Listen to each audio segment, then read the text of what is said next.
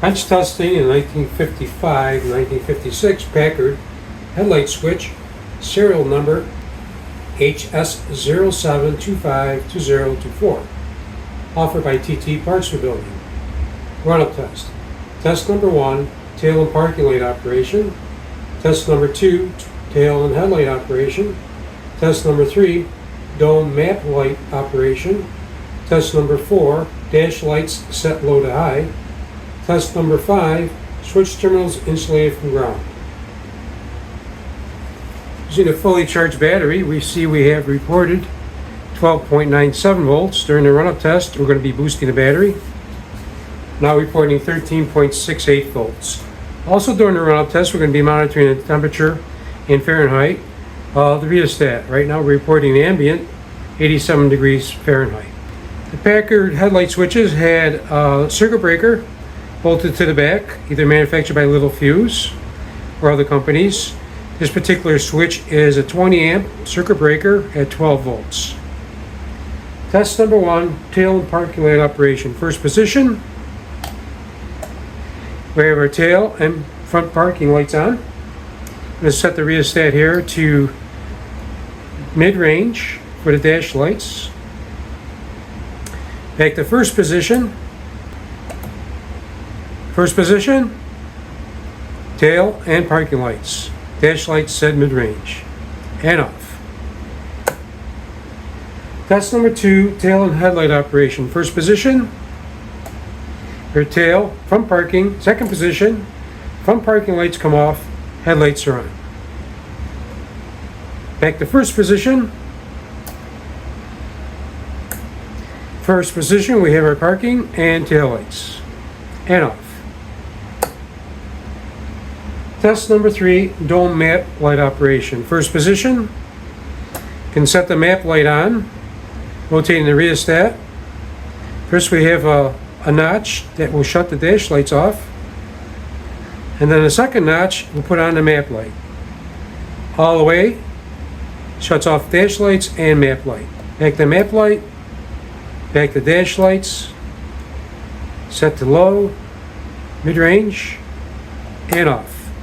Can also turn on the map light by rotating the rheostat stem all the way, and we see we have an indication of map light. And off. Second position, headlight position, you can control the map light also. Dash lights, map light. Back to dash lights, back to mid-range, back to first position,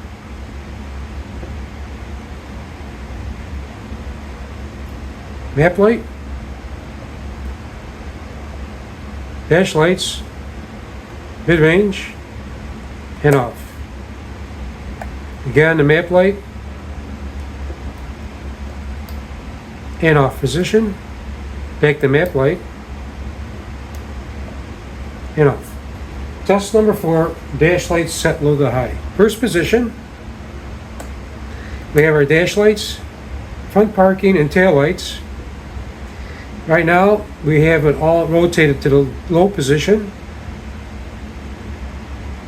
all the way. Let's go back to the middle position, medium brightness, to full bright, and off position. Second position, headlight position, you can rotate the rheostat to full bright, and we can rotate it to mid-range to dim. Kind of the opposite of what a domestic, usually a domestic vehicle has. We go to mid-range, and let's let it sit there for a second. We see we're reporting around 99 degrees Fahrenheit.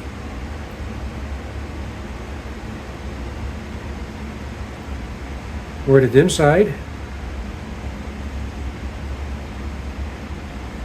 Let's go back to first position. Parking lights, tail lights. Go to full bright. Now the first notch is dash lights are off, and all the way to the second notch, the map light comes on, and then all the way, both the dash lights and the map light is off. So we can turn on the map light.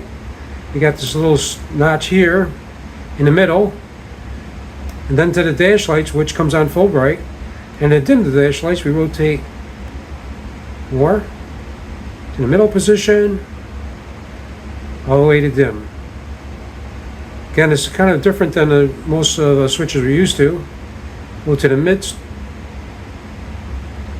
full bright, and just after full bright is the off. To the next notch, we have the map light, and all the way we can shut the map light off or on. That feature is available with the lights off. By rotating all the way to the second notch, we can turn on the map light or courtesy light, or off. And the rheostat temperature right now, we're looking at about 100 degrees Fahrenheit. Set that back to mid-range.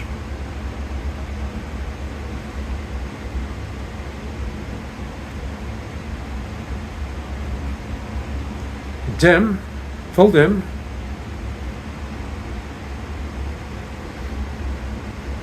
About 102, 101 degrees Fahrenheit. And off. Test number 5, switch terminals insulated from ground. We're going to be using a standard 12-volt test light. We see we have continuity back to the battery at the switch chassis. I'm going to probe each one of the terminals, starting with the battery terminal. We see we have no continuity back to the battery. When I go to the tail light, no continuity back to the battery. Parking light, no continuity back to the battery. Headlight, no continuity back to the battery. I'm going to go over here to the feed for the rheostat. From the tail light, no continuity back to the battery. Our dash lights, no continuity back to the battery. And the map light, no continuity back to the battery. You want to point out that the map light is actually a ground terminal. And if you rotate the rheostat to the map light position, we see that we have ground back to the battery at the rheostat map light terminal. This demonstrates that there's no continuity back to the battery at the switch terminals. Only to switch chassis do we have continuity back to the battery.